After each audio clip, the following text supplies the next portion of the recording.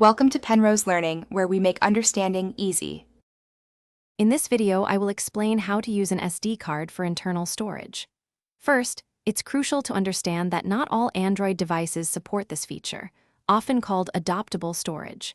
You'll also want to use a fast, high-quality SD card, ideally a class 10 or higher, to ensure smooth performance.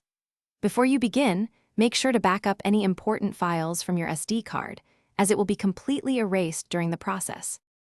Once your SD card is backed up and inserted, open your device's settings menu. Scroll down and tap on Storage. You should see your SD card listed there. Tap on the SD card, then look for an option like Format as Internal or Use as Internal Storage. Confirm your choice, and the device will begin the formatting process, which might take a few minutes to complete. After the formatting is complete, your device might prompt you to migrate existing data.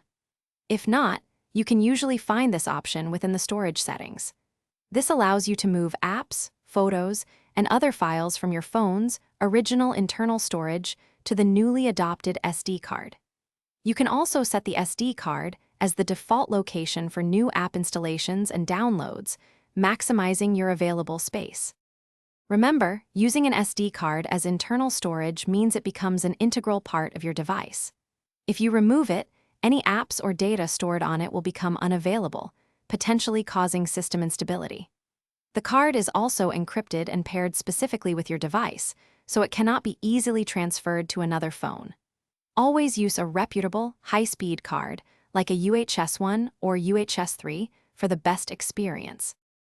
Thanks for watching. If this was helpful, leave a like and consider subscribing. See you next time.